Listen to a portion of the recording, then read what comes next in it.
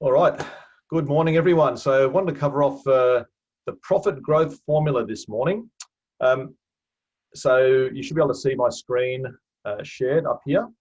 So I'll just go through it very quickly and then we can have a chat about it. And a lot of you will probably, I think, are already across this, but good to review it.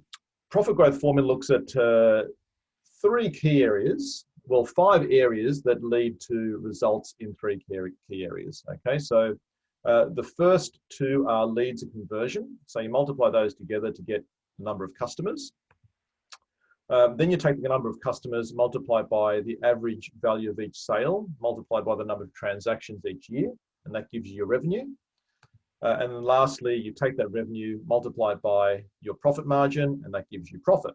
Okay, so the next slide's probably a bit clearer because I'll take you through some numbers. So this is how it works. You've got these 5 key areas. Leads times conversion gives you customers. Customers times average sale times transactions. The number of transactions every year gives you revenue. Revenue times margin gives you profit. And one of the keys about this formula is that instead of focusing on getting more customers, getting more revenue, and getting more profit, which is what most people focus on, it's all about focusing on these other 5 components that give you the results in each of those areas. Okay, so very quick example. If you've got 4,000 inquiries or leads every year, 20% of those, let's assume, convert to customers. So 4,000 times 20 gives you 800 customers a year. On average, if they spend $200 with you, and they use your services twice a year, that gives you a revenue of $320,000. And let's say your overall net profit margin is 20%, that gives you a profit of $64,000. Okay, so the whole idea is to focus on improving and increasing each of these black lines, these 5 areas. And if you look at a 10% increase across all of those, I won't do the maths, but basically you increase each of these by 10% and it leads to a 46% increase in revenue and a 61% increase in your profit. So it's all about understanding these 5 areas. And I think most of you have already are across this concept and you can do the maths. I can share this slide and you can do the maths later just to confirm it. But it's amazing how powerful it can be just to look at small increases every quarter, and think about strategies to improve each of these 5 areas.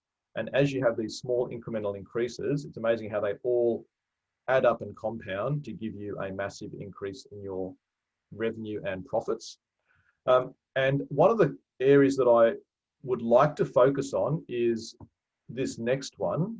If we look at a 25% increase, so this could be a 25% increase in each of these areas across a couple of years. Okay, so if you did increase each of these by 25%, what that gives you is it multiplies your revenue by nearly 2.5 times, and increases your profit by 3 times. All right, so a 25% increase in leads is, instead of getting 4,000 leads a year, you get 5,000. Instead of conversion rate of 20%, it becomes 25, because a quarter, 25% of 20 is 5. So you add that 5% to that. And then it adds, and you keep doing that for all of these 5 areas. So, and it doesn't have to be in 1 quarter.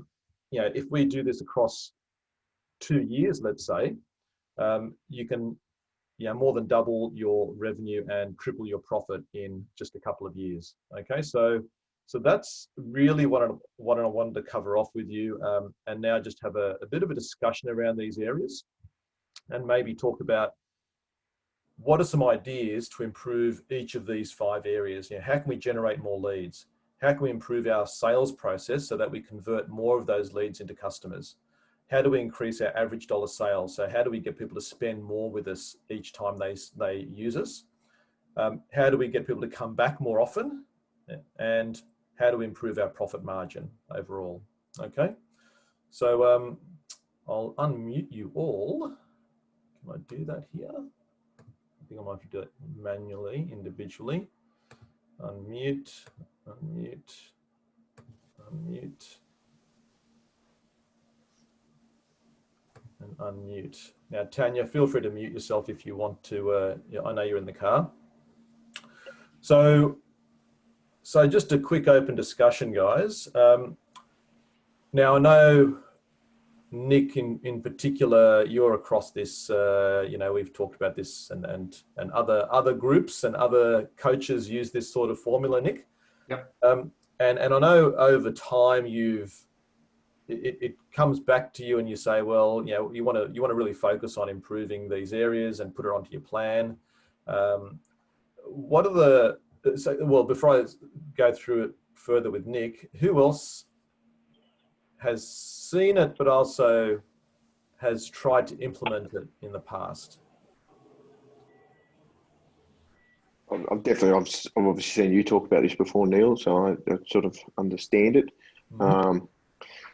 In terms of, I guess our business is slightly different in terms of we don't need the constant amount of leads because our work is pretty much all reoccurring to a degree. Mm-hmm. Still need some leads, but not constantly chasing them. So I guess it would possibly work a little bit different for us to a degree. Yeah. But that being said, there's all of it still applies across the board. And, it's interesting. I mean, some businesses say this doesn't apply to them, and not all of it may. I think ideally for a retail type of business where you've got customers coming in all the time and transacting with you, it's ideal. But I think it's applicable to you. You've obviously got a recurring base of income, but there are new businesses, new clients that you want to bring on board. There's also more things to be able to sell to them, recurring ones as well. It's not just a case they just keep doing the same every single month. So there's always more that can be on-sold to them. At the end of the day, Lee, each customer that you've got is a lead each year anyway. It's a matter of if that's 100 or 200 or 1,000 or whatever it is. You could still increase it a little bit and have a big difference. Like even if you increase just that portion only by 10% and everything else stayed the same, it's still a pretty decent increase at the end of it. Yeah, for sure. So let's, might be useful just to run through each of your businesses because they are quite different. All of your businesses are slightly different and see how this applies to each of you. So with you, Lee, I know we're doing some marketing at the moment to try to attract more customers. So you've got that recurring base, but you're looking at increasing the total number of customers. The total number of leads, I suppose, as Nick said, if each of your, some of those recurring customers come straight down on this, straight here into this red line, but then you are trying to generate more inquiries through different marketing channels. So, and that sort of relates back to the topic last week, which was the two sides of marketing, which is lifetime value and acquisition cost. And the acquisition cost part is really just testing different things, measuring the results and seeing what works and what is giving you a better return. At the moment, we're doing some Facebook marketing and, that's obviously still up for review.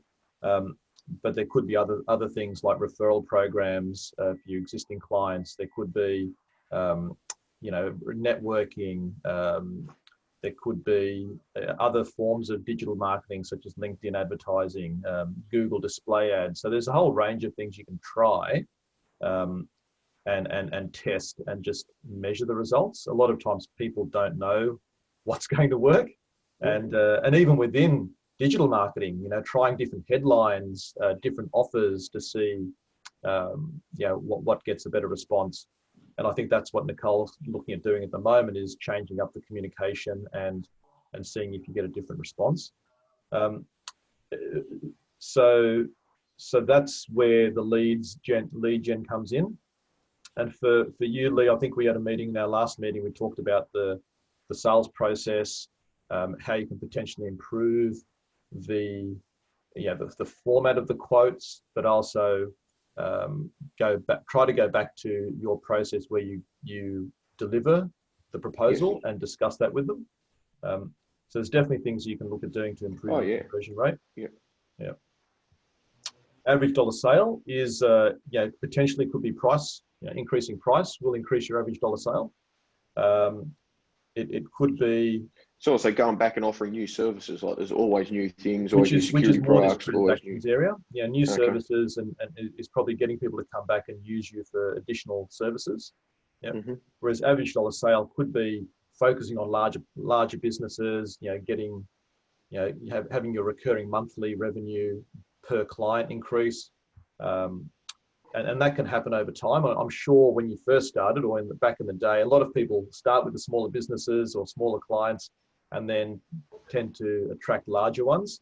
I know Nick's done that probably with landscaping, more so that Nick, you probably don't do as many of the smaller jobs these days, the paving work, the retaining walls. You're focusing more on the larger projects, and that will increase your average dollar sale.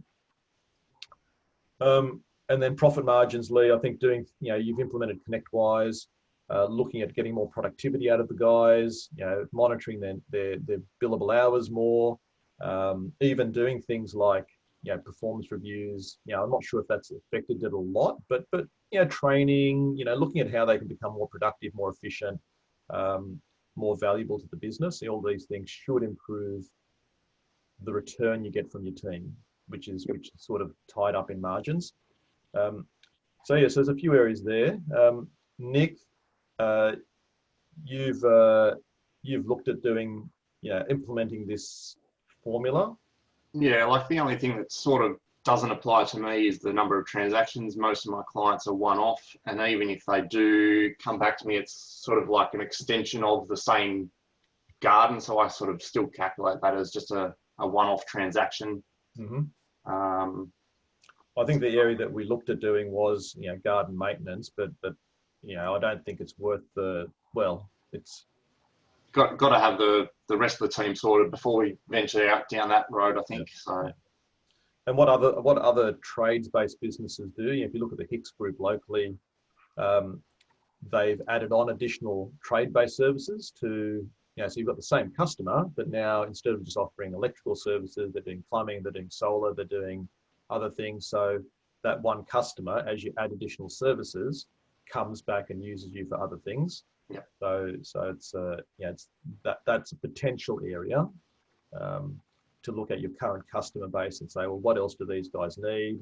We've built a relationship with them, but I agree, it's trickier with your sort of work, especially construction.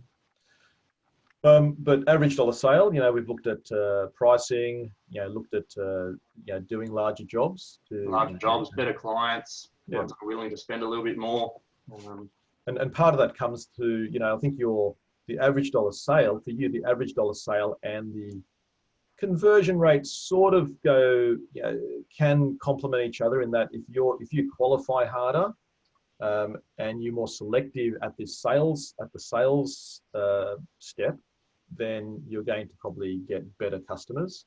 Yeah.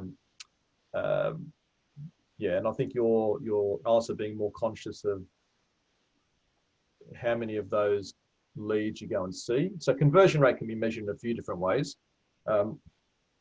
It could be the total leads versus the total customers, or it could be breaking down that conversion into leads, then who you're going to go and visit, and then out of those visits, how many convert to customers, because you may not consider all those leads to be of the same value as others and the same quality. Yeah. So and what about you, Sam? Is that areas that you're looking at? Yeah, 100%. Maybe use this formula and improve on? Well, obviously I've seen this formula for years. Yeah. across everywhere, but yeah, definitely something I'm looking at, even as of right now. So do you want to share what areas? Obviously you're looking at different lead gen strategies for using campaigns to generate.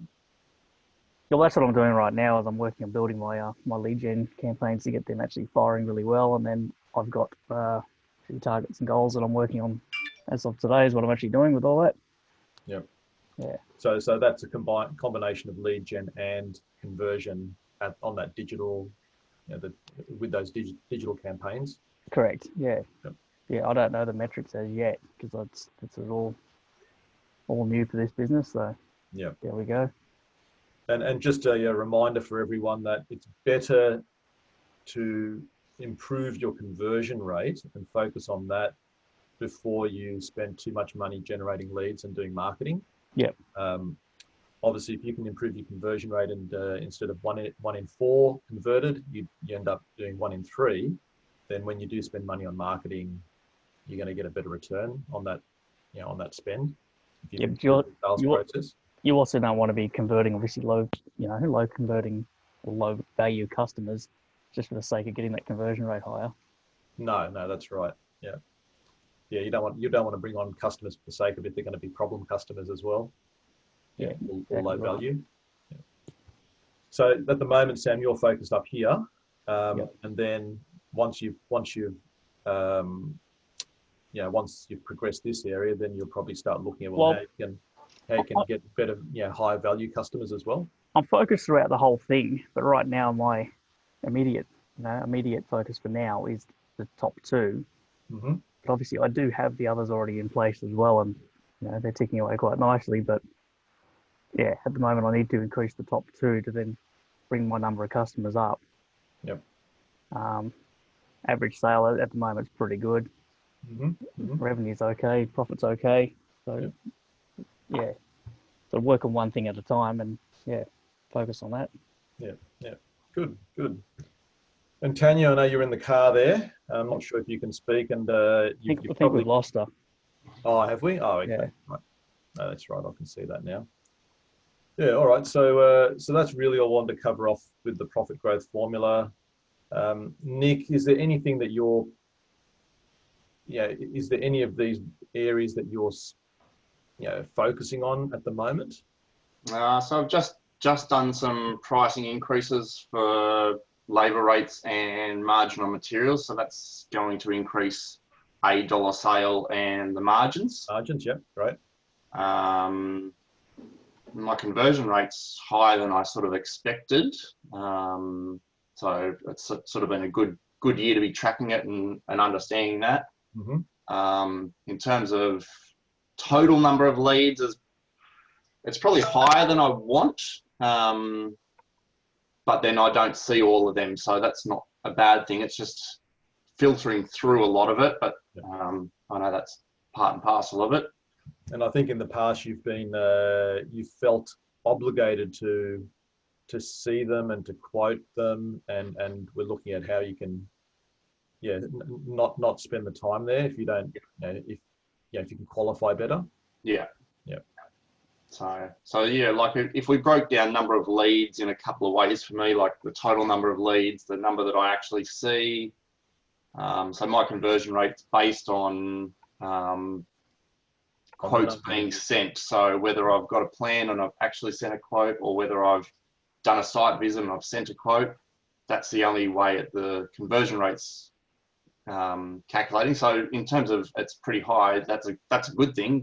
I'm not providing a quote to every single person. So I'm winning nearly 50% of them. Yeah, excellent. And have you seen any impact of the price increase in terms of conversion and feedback from not as yet. Still winning jobs regularly at the moment. with that new pricing?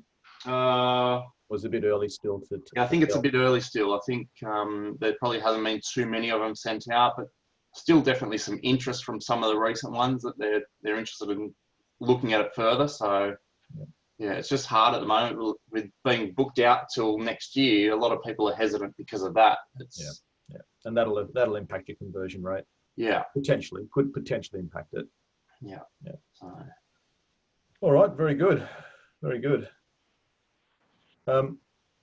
right, I'll stop the recording, and we can just have a general chat.